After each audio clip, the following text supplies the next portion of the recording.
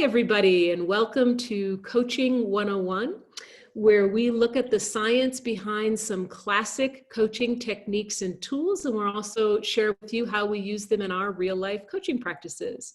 So today's topic is the coaching skill of challenging the client or calling them forth. Hi, Ursula. Hi, Anne. Good to be here. And what a great topic this is, challenging and calling forth. Yeah, we're going to talk about what it is, what the science is with it, how we use it, when you might want to use it and when you might not want to use it. And we were saying in some ways, it's almost like the caricature of some coaches. It's like, what are you going to do? How are you going to do it? You can do more. So we're going to kind of unpack all of that today. Yeah, it's an interesting thing. I think there's also, talk about the caricature. There's even something about the industry of coaching that has some of that perspective out there in mainstream life, that it's about, challenging and, rah, rah, rah, you are the cheerleader. And, I find that really fascinating, knowing that it is a lot more than that. Yeah, and it's one of the tools. So we'll talk about what it is. It's something that when we first learned coaching, it was kind of like, hey, here's just another tool in your toolkit. But like any master, carpenter with all the tools, you want to know when it works best and when maybe a different tool would work better. And in fact, if you use that tool, you might damage the thing you're working on. You might damage the piece of furniture you're working on. Exactly. So challenging and calling forth just basically, I think, is this part of coaching, not good or bad, just works sometimes, doesn't work others, where we really look at, is the client playing small? Is there more they might be able to do? Are they lying to themselves? Are they stuck in a limiting belief? Like, how else would you describe it, Ursula? Yeah, totally. Are they seeing themselves as big as the coach does? Or, are they really reaching their full potential, not what they are used to? It's a little bit of, taking them out of their comfort zone, because it really, for me, the whole point of coaching is change, development, and potential building. It's an expansion. So I think challenging and calling forth really fits into that notion of coaching. I think that's really good. And I think I think of that picture of, like a box, and it says your comfort zone. And then there's this star out here that says where the learning is, Yeah. right? So, or where growth is. And so if everything was within somebody's comfort zone, they wouldn't need a coach. They would just do what they've always done. And often they're coming to us because they really are stuck in that comfort zone, right? Yeah, but I really love how you're framing this, is of having the box of the comfort zone and then the star, but then also saying this is the learning. Because I think in many ways, coaching is not just reaching for the stars and then getting there, but is what is the journey of that learning that is just as important as, getting there. Right. And that's where I think often if you've got somebody, this challenge may be the start of a process where a person begins to start seeing themselves in a new way, begins to start seeing what is possible. And then they need the baby steps and the support and the plan and the reflection to actually get there. So, it can be a really potent tool. And one of the reasons is it will get the brain doing something. It certainly will. And I can tell from my own experience, when I have been called forth at a time in my life and I could use it, hear it when it was useful, it is hugely stimulating to the brain. It's sort of like it kicks the brain into another gear. Well, literally what you're doing, I like how you're saying, when I could hear it, when it was useful. We're going to talk more about this because this ain't a one size fits all tool for sure. But when it is useful, when the client can hear it, what's happening with it, which makes it either useful or not useful, is it will generally create an influx of stress chemicals into the brain. It will, I was taught to sometimes give my clients a challenge that will take their breath away, Well, why is it taking their breath away? Because their brain just went tilt, like, yeah, all of a sudden there's all of this stress coming in as they try to imagine themselves, sending an email to 300 people, or, calling up that publisher about the book, all of these big gulps, Yes. right? That's going to bring stress into the brain. So Yeah. that's part of the impact. That's what's happening. What else is happening in the brain when you get a challenge, Ursula? Well, I think it's really looking at neuroplasticity. So the brain really taking the old, worn, good old neural pathways and giving the brain a really different neural pathway to think about and start rewiring some of the, and I think this is why we call it comfort zone. Like for me, comfort zone and well-worn neural pathway is one and the same thing. Just travel down that highway. You can do it with your eyes closed, basically. And And all of a sudden, that's a great description of it. It's those times that you get home and you don't yeah, even did the car drive itself? It's like you just I had that happen. This is a neuroplasticity thing. I moved to a new house. It was in roughly the same neighborhood. They're about 3 miles apart. And I'm thinking about something, doing whatever. And I am almost to the driveway of the old house, right? happened to Because me. that's the comfort zone. And Yeah. before you know it, you're just going to the old house where that's not what you want anymore. I always think of my dear, dear friend, our mutual friend, Susan Carlisle, who was teaching coaching with me years ago. And this young, lovely young woman was in front of the classroom, and she looks at Susan and she says, I just don't even really know if I'm comfortable with that. And Susan, who is kindness personified, Yeah. and from the US South, she leans over and she looks at this young woman and she says, well, darling, I'm not the least bit interested in your comfort. Well, I think this is a wonderful story as it relates to the brain, because what then the visual that I get, so you're driving along this well-worn neural pathway where you've been traveling, for years. And Right. all of a sudden, there is this big diversion sign. All of a sudden, there's construction, new construction, and you're going there, and there's all these flashing lights going diversion, diversion, diversion. And I think that is what a challenge does to the brain. Yeah, I think there's a really great part of coaching that I really love, which is that it's disruptive. It's Yes. making you think in different ways. It's different.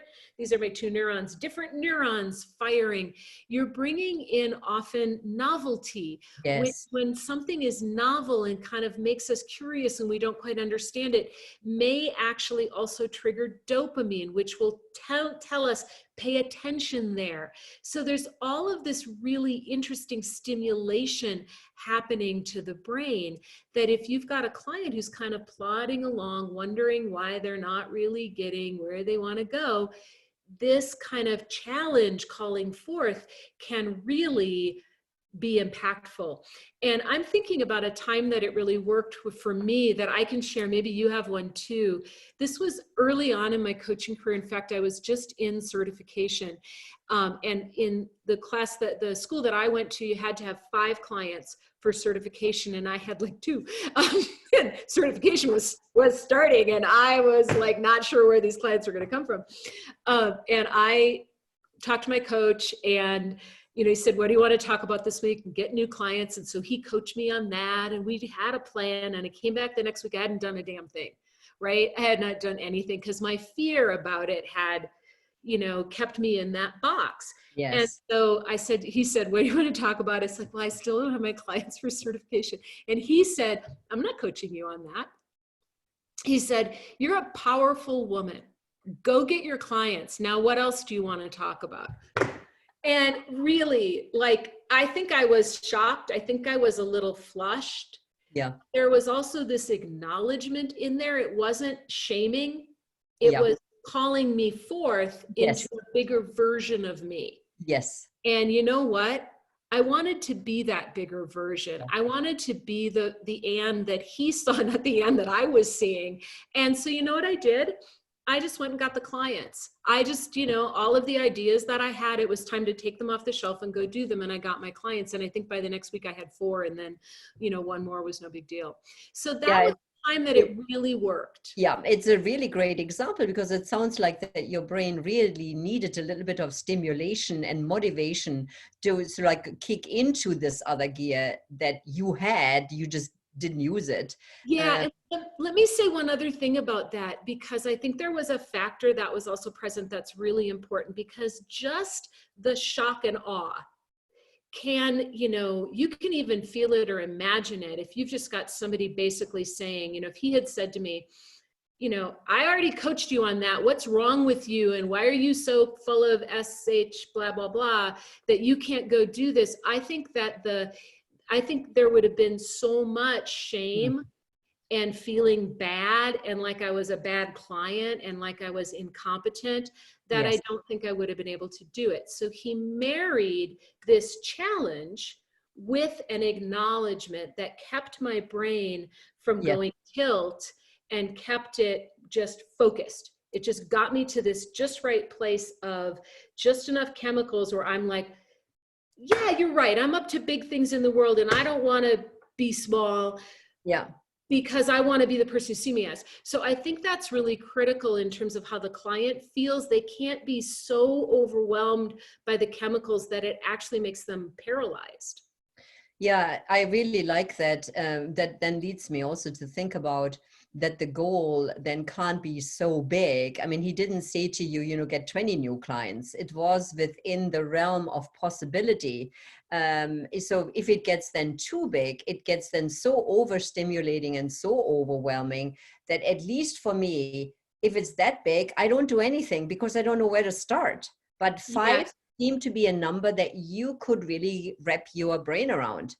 Yeah, and it's really, if you think about it in terms of this sort of internal chemical cocktail, that you don't want literally, and some of the chemicals that we're working with are things like norepinephrine, which is adrenaline, dopamine, which is reward and also part of stimulation, serotonin, all of these neurotransmitters.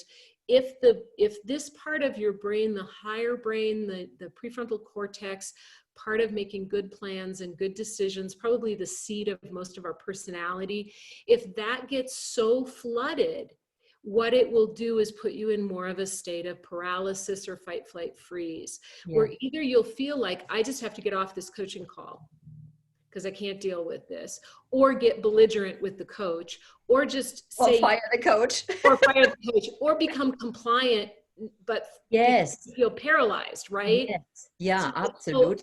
okay, just to sort of get done with it, but really what's happening is you can't see your way forward, because what the coach has done is flooded your brain, and I've seen that as well.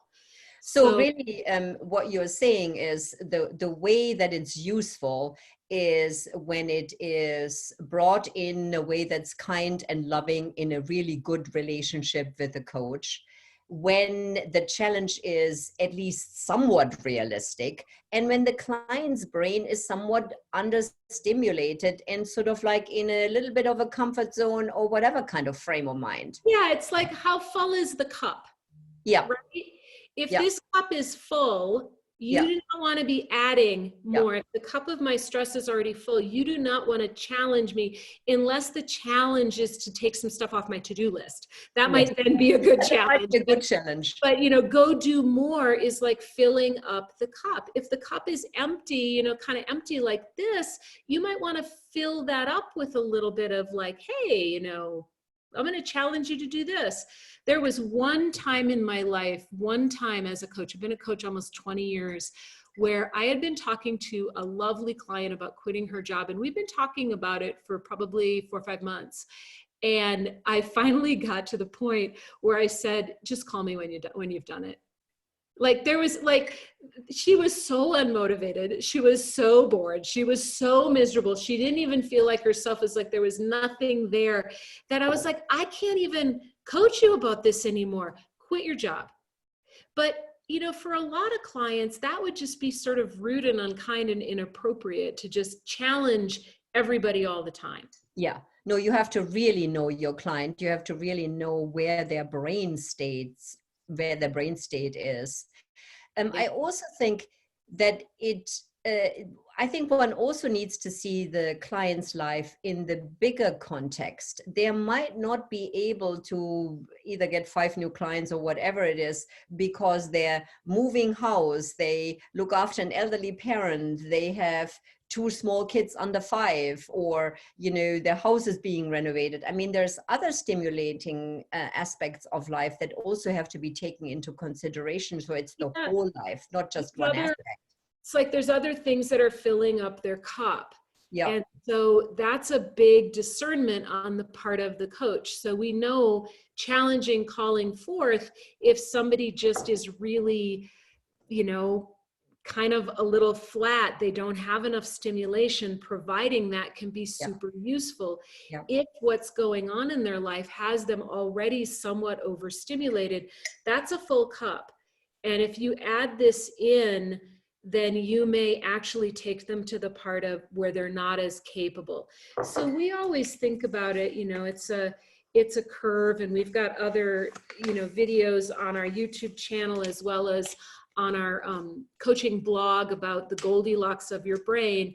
But, it's like this: if you're understimulated or overstimulated, you're not going to be as effective. What the coach needs to do is calibrate your work to say, if I've got somebody understimulated, how do I help them get more stimulated? Like, I'm not coaching you on finding clients, Anne. Yeah. Or if I'm already overstimulated, how do I help them back off? Because what we want is a client who's more in center. They can make better decisions, they'll have better results, and the coaching's going to be more effective. Yeah, no, absolutely. It's really important that when a client is already on this other side of the equilibrium curve, that they already have so much going on, challenging them for more and more is just not useful.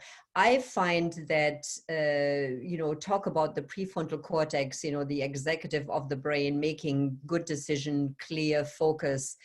If I push a client that is already well overstimulated into more, it's often that they can't even hear it because their brain is just not geared in that moment to take on anything extra. And that is a very interesting aspect of the stress chemicals that we were talking about earlier. If you have too much of an influx of stress, you actually stop your things shut down so that you can be narrow focused. And so your peripheral vision starts shutting down, your auditory intake starts shutting down, other things shut down in your system. You don't want to be, it's not a good place for coaching. Now, it's okay to have the needle waver a bit in a minute and have the client go, 5 new clients, oh my God, as long as they don't stay over there, and then you can recalibrate and look at that. So I'm thinking about when you use it is when the person needs stimulation, and that's going to serve them, and it's done in a way that gets the needle more back to center. When do you not use it, Ursula? When would you not use this with a client? Well, I think to the point of stimulation, I would not use this with a client who comes to a call talking about overwhelm and not being able to focus because there's too much going on, and, the endless to-do list and challenges. I mean, you can hear it through the conversation and the kind of words the client use, whether they are sort of ho-hum on the boredom side or whether they are freaking out because they don't know where to start. So then challenging somebody into more is just, that's going to push the client literally over the edge. So then reducing the stimulation, and that could be a challenge in itself, but it's a challenge of a different nature. So what can you say no to, for example, could be really challenging to the internal sort of conversation and belief that a client has, but it at least will help them look at, what can I reduce? Now, it is a challenge in itself, but at least not a stimulating challenge. There's a couple of things that are so sort of interesting and layered about this, and it helps me understand why. So let me go down a little bit of a rabbit trail. Why some clients stay in uncomfortable, overstimulating situations, because the idea of changing them actually stresses them out more. Yes. Right? Yes. So when I think about a client that I had who's was very, very stressed out by her mother. And, it was just terrible. And the mother would come for like, they were going on vacation, I think for like 3 weeks or something. I don't remember. And the idea of actually having the conversation with mom about like, I can take a week was more stressful to her than just going to the 3 weeks, which made her miserable. And so part of what we had to do was look at how could she come more to peace, find more strength so that she could start making the boundaries that would actually ultimately reduce her stress Yeah. more. Yeah. So Yeah, that's really interesting. It just makes me think of a conversation I had with my daughter yesterday, who, as you know, is selling a house, buying a house, two little kids, yeah, full-time work, etc. And at one point, as she was, as I could see the meltdown happening, I said to her, man, I said to her, it looks like you could really use a vacation. And she said, you know what? I couldn't go on vacation right now because the thought of having to pack a suitcase is going to put me over the edge. somebody said when when Noah was little, my son was little, somebody said vacation with kids is just a change of scenery anyway. It's so true. I mean, I Just looked need at her and I was like no stress. I So know, I looked at her and I said to her, yeah, I said, that's a really good point. that's really like just the idea of doing the thing that's going to de-stress brings more stress. So then Yeah. you have to do baby steps and really Yeah. work on some of that. I also think that sometimes, and this is where we really need to like listen deeply to with our clients, because sometimes they're more stressed than they know. Um, and it might look externally like, oh, they're just, playing it small. So I was on a forum for coaches today, and somebody posted that they had heard a coach or someone who called them, we weren't sure if this person was a real coach or not, but they called themselves a coach, a business coach, who said to someone, now we're taping this in the middle of COVID-19, who said to someone, are you using COVID-19 as an excuse to procrastinate? We know that COVID-19 or any sort of major thing that's either global or personal can be adding stress that you're not even aware of. Yeah.